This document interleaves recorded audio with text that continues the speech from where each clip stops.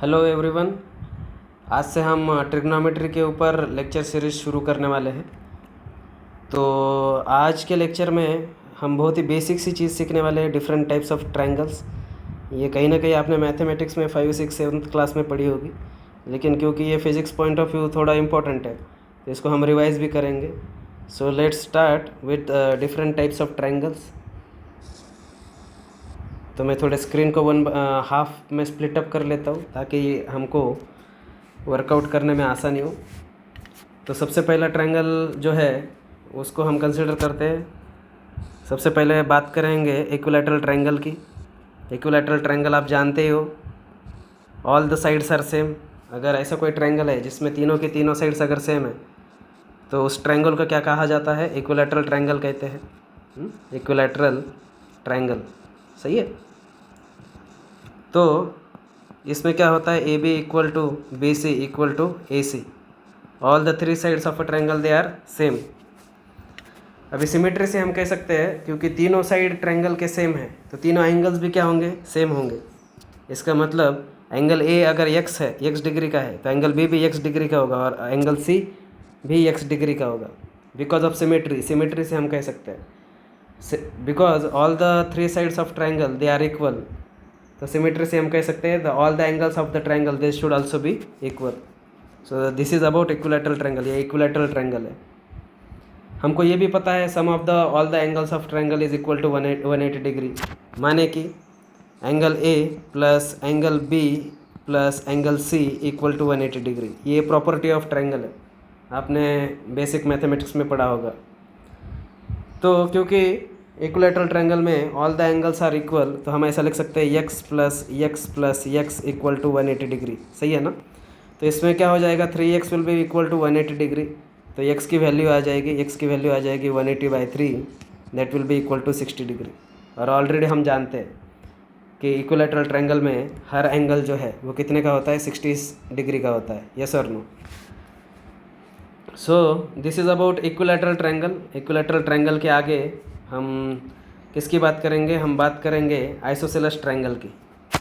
Isosceles triangle क्या है आप जानते हो? आइसोसेलेस ट्रायंगल, अगर ऐसा कोई ट्रायंगल है जिसमें any 2 sides of the triangle if they are equal, let us say A B is equal to A C. अगर ऐसा कोई ट्रायंगल है जिसमें any 2 sides of the triangle they are equal, in this case जो हमने consider किया है A B is equal to A C. B C का कोई लेना देना नहीं है, मतलब कोई रिलेशन नहीं है ए बी और ए सी से। So such a triangle is called as isosceles triangle.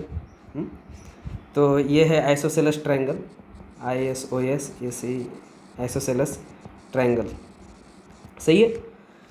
तो इसमें और क्या खासियत है? The angles opposite to the sides, मतलब एंगल सी और angle B, the angles which are opposite to the equal sides they are also equal because of symmetry. Symmetry से हम कह सकते हैं ऐसा। तो इस केस में हम लिख सकते हैं angle B which is opposite to the side A C and angle C which is opposite to the side A B, they are equal. Angle B is equal to angle C. तो ये किसकी खासियत है? ये isosceles triangle की खासियत है। 2 side same तो 2 एंगल्स भी सेम। इक्विलैटरल ट्रायंगल में क्या देखा था? तीनों साइड सेम तो तीनों एंगल्स सेम। ईच एंगल कितने का आता है? 60 डिग्री का आता है ना। ओके, इसके आगे चर्चा करेंगे इसकी स्केलन ट्रायंगल की। स्केलन ट्रायंगल जो है ऐसे कोई ख़ास नहीं है। इसमें क्या होता है? इसमें there is no relation between any of the 2 sides. Let us say triangle ABC consider कर रहा हूँ मैं, तो अगर तीनों के तीनों साइड्स में से कोई भी 2 साइड्स में अगर कोई रिलेशन नहीं है, मतलब AB is not equal to BC is not equal to AC, तीनों साइड में से कोई भी 2 साइड्स में भी रिलेशन नहीं है, तो ऐसे ट्रायंगल को कहते हैं स्केलन ट्रायंगल। Scalene triangle. और इसमें तीनों साइड्स के बीच में रिलेशन नहीं है, इसलिए तीनों एंगल्स के बीच में भी कोई रिलेशन नहीं है।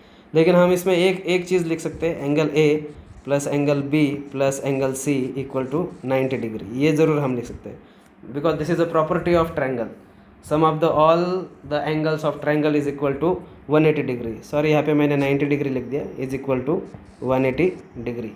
सही है। चलो आगे बढ़ते हैं। आगे एक बहुत इम्पोर्टेंट ट्रायंगल आने वाला है जिसका नाम है राइट एंगल ट्रायंगल।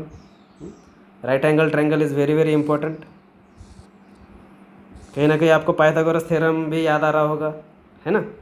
तो ए बी सी ये जो ट्रायंगल हमने कंसिडर किया है ये है राइट एंगल ट्रायंगल। इसमें बी जो एंगल है, angle B is of 90 degree, जैसे मैंने बताया है, डायग्राम में दिख रहा है। तो ये है right angle triangle, right angle triangle, right angle triangle. सही है।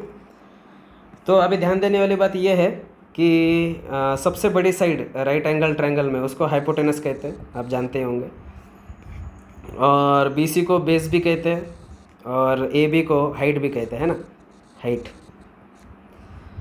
तो सबसे बड़ी साइड जो राइट एंगल ट्रायंगल में होती है उसको कहते हैं हाइपोटेनस, और वो 90 डिग्री के अपोजिट वाली साइड होती है। 90 डिग्री है बी के अपोजिट जो साइड ए सी है, दैट इज़ हाइपोटेनस।